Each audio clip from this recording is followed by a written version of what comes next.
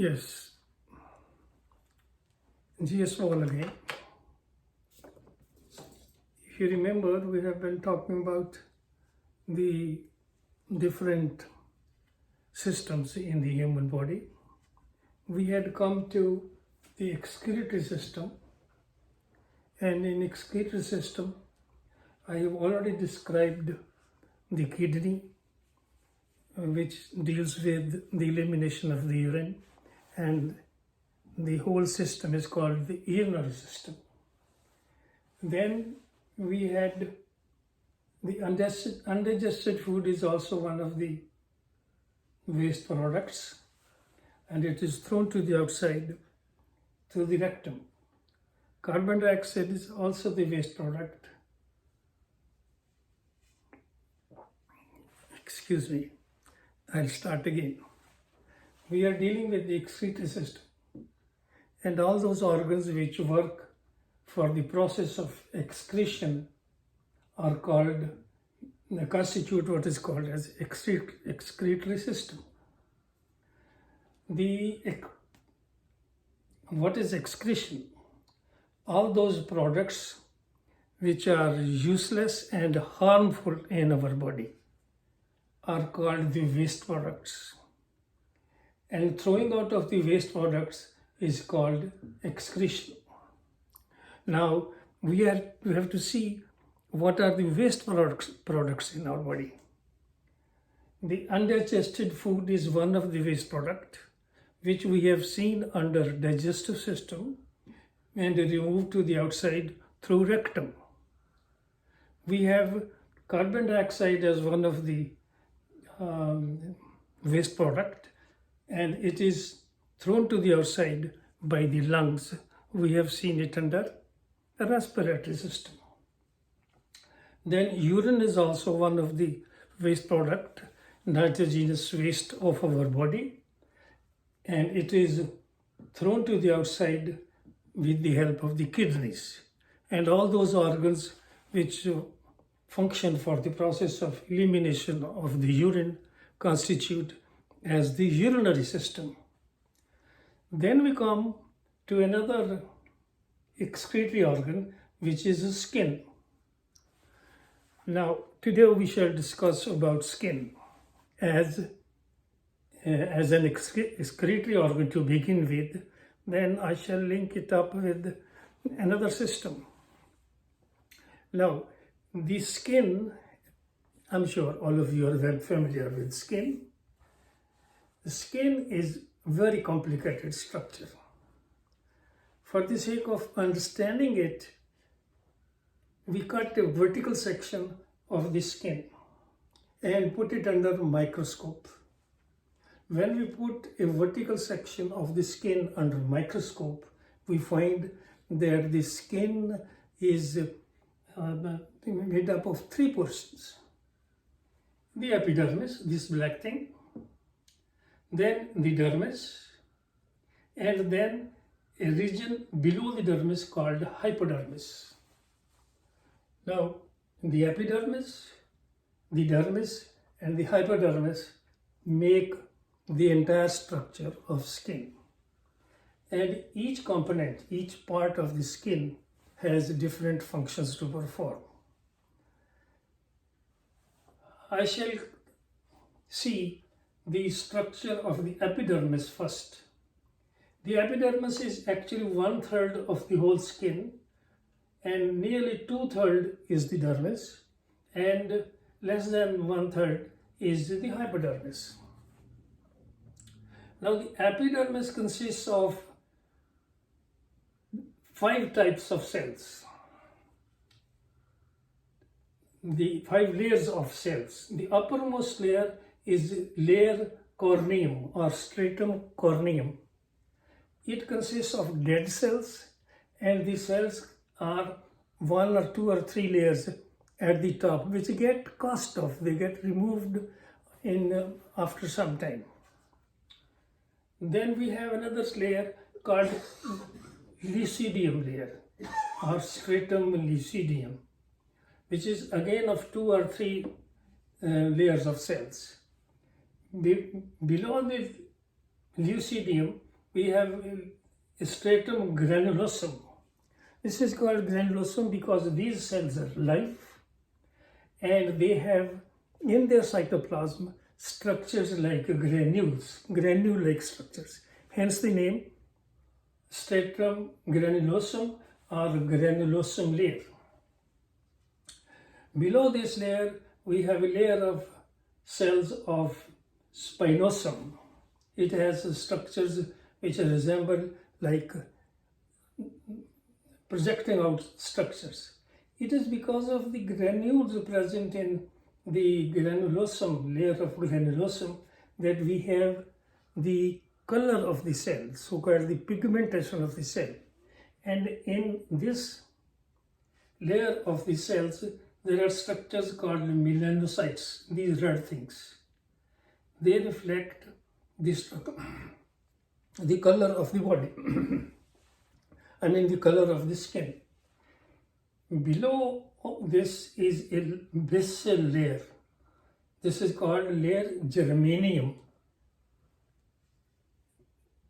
As the upper cells die off gradually, this layer, the basal layer, or the layer of germanium cells, cut off certain cells which get added up to the layer of spinosum, granulosum, lucidium, and layer of coronium layer. And this coronium layer is sloughed off after some time. So the skin is always changing actually, new thing, new epidermis. The layers of epidermis get renewed. Now, dermis. Though it appears to be a little complex structure, but the complex components of the dermis we'll see later. The dermis itself is composed of certain cells called collagen and elastin fibers. Collagen and elastin fibers makes the skin, I mean the epidermis. In this region of collagen cells and elastin fibers, there are other structures which we will see later. Below the dermis is hypodermis. Hypodermis is nothing else but fat bodies or adipose tissue which consists of fats, fat globules, and its function is to provide insulation, that is separation of the skin from the body, and it protects the body from the temperature of the environment. It acts as an insulation because it is fat. Now this is the skin consisting of epidermis, 5 layers, dermis, and then hypodermis. Now, what is dermis? As I said, dermis seems to be a little complex structure, and it is complex structure. Now, epidermis, all these layers protect the body from external atmosphere. This layer is a layer in between the atmospheric conditions and the body organs. Then comes the dermis. Dermis contains, the first thing is that its function is producing sweat, excretory function, sweat, which consists of water, the minerals, sodium, potassium, calcium, and magnesium, and the urea, and other products of ammonia, and then denatured substances of the medicines. All these things are actually present in the blood, and dermis is richly supplied with the blood. this is, I'll tell you about the blood vessels. Now, first we'll see how the sweat is produced. In dermis, there are special glands called the sweat glands, which open to the outside through the epidermis through sweat pore. Now, these sweat glands are sensitive to temperature. That is, if the temperature of the atmosphere, surrounding air increases than the body temperature, these sweat glands start producing water or the sweat. The difference of temperature is actually 0.5 degrees centigrade, 0.5 degrees Celsius. If this temperature in the environment is nearly 0.5 degrees Celsius more than the body temperature, these glands get activated and produce sweat, which moves from the sweat gland through the sweat duct outside on the body, on the surface of the body, or on the surface of the skin through sweat pore. Now, as this sweat comes outside on the skin, it gets spread here on the surface of the skin, And when this water comes on the surface of the skin, it evaporates. And evaporation causes cooling. So we feel little cooled, or the temperature is reduced. Now that was the sweat glands. And by the way, in the sweat, of course, major component is water, but the other things are some of the salts, which are also present in the water. The urea is also present there, and some ammonium compounds, and some of the denatured substances, denatured medicines are also present in the sweat. You can smell these things, by the way, when you smell the sweat. Now, the other important structure in the dermis is the apparatus of the hair. The other important structure in our skin is our hair, which are also numerous. Like sweat pores are numerous in our body, in the surface of the skin. Similarly, the skin are also, and the hair are also present in the skin, which are large number. The hair actually consists of a compound called keratin. It's a waste product. It's not used in the body, and it is thrown to the outside in the form of the hair and the nails. These nails are also made up of the same compound as that of hair, keratin. Now,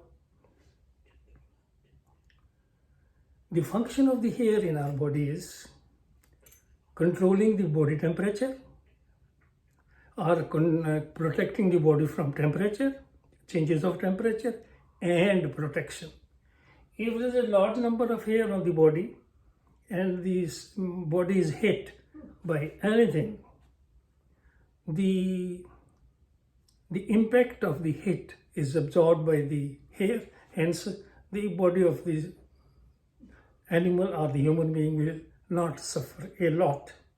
So this is protective in that way also. Now, how hair protect our body or insulate our body, protect our body from the temperature? That's very, very interesting.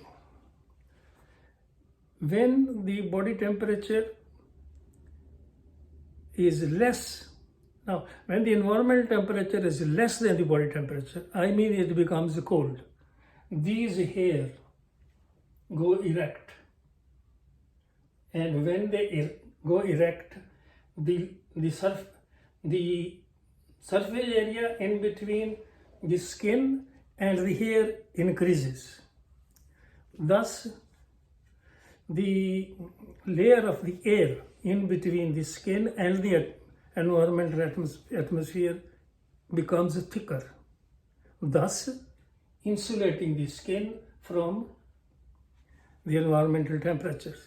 If it is warm, the environment temperature is more than body temperature, these hair sit down. They lie down on the skin, they don't stand up. So the activity of the hair standing up or going erect and then slanting decreases or increases the layer of the air between the skin and the environment. Hence, it insulates. It cuts off the environmental temperature, is cut off from the body temperature.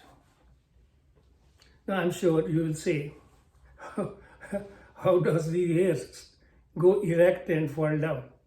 Very interesting. I'll be explaining. But before that, I'll explain the structure of the hair in the skin. Very interesting things, by the way, I'm telling you. If you are attending to me, you will be moved, you will be amazed the way the hair work in our body. Very small structure. There is a flask-like structure called the hair follicle. This blue thing is called the hair follicle. At the base of each hair follicle, there is a root of the hair root, which is richly supplied with blood. And this keratin, etc., comes from the blood and gets into the root of the hair. And it makes the hair grow also. The hair grow. To begin with, they may be small and then they become big. But even if you cut these hair, they grow up again. And the keratin comes from the blood into the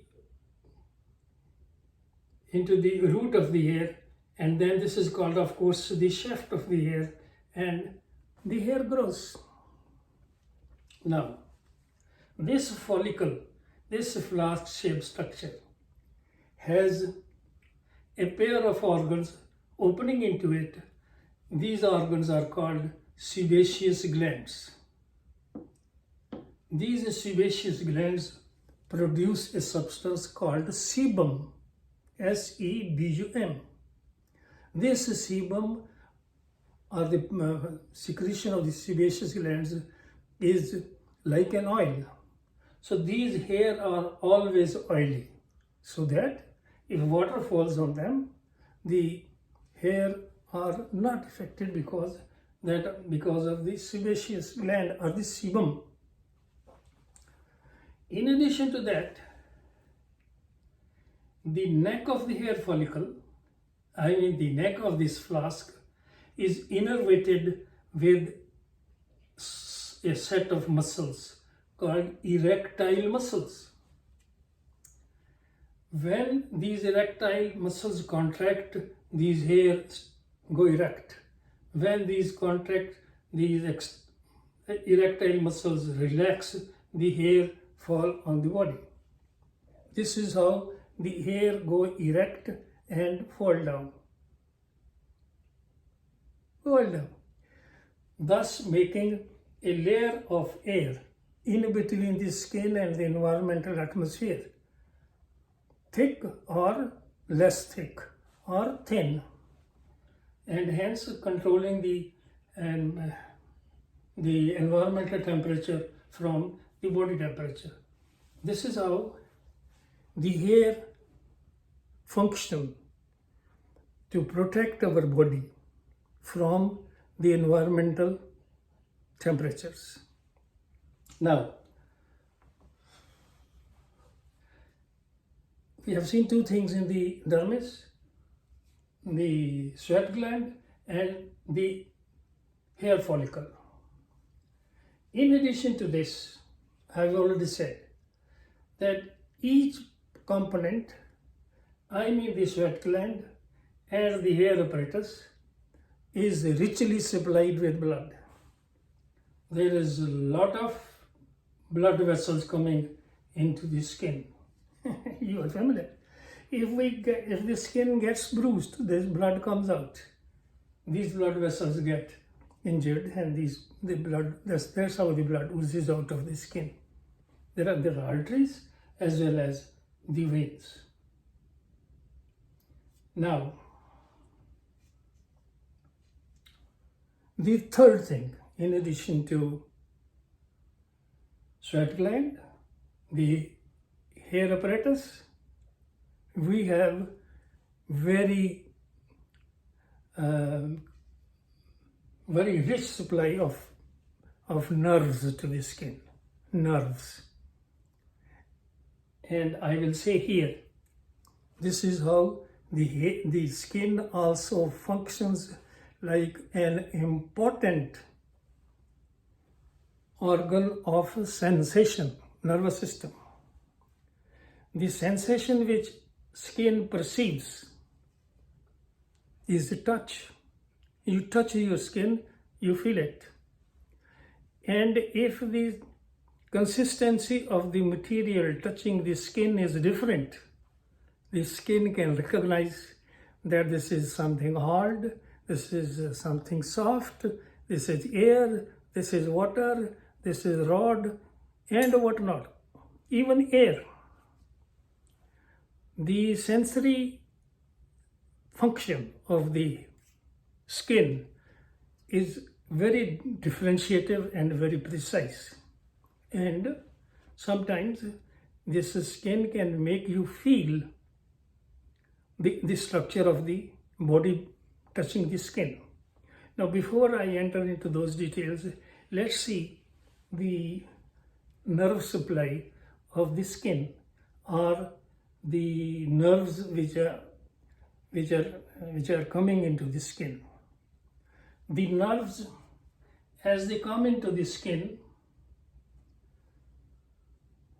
this green thing is nerves.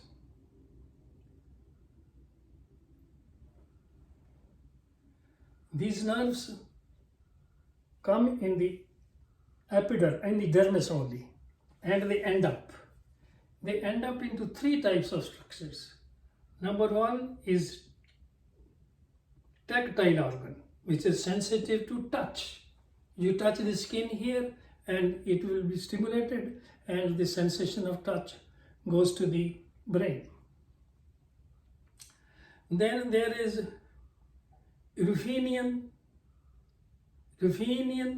corpuscles, which are sensitive to vibrations, and they are sensitive to very low pressure. And then there are Puxinian corpuscles. Here, Puxinian corpuscles, these are Ruffini corpuscles, and these are touch corpuscles. Now, because of this, the skin is sensitive to touch, and touch of different things, as I've already said: solid, soft, hard, and even pressure.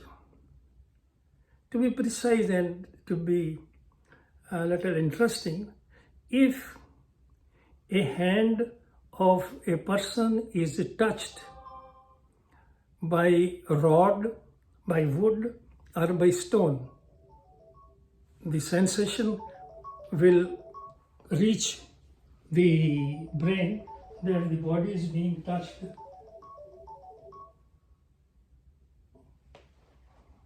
That the body is being touched by something hard, something soft, or something very hard.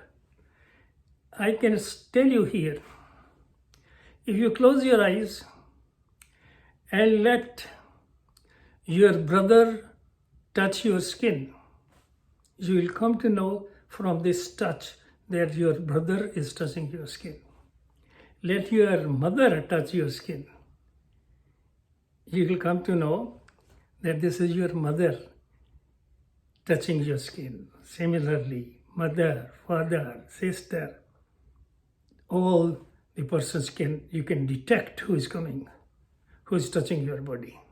Now, we come to the Pacinian corpuscles, which are sensitive to vibrations. If there are some vibrations in the air, if there's some pressure in the air, you come to know that there are some vibrations coming in the air.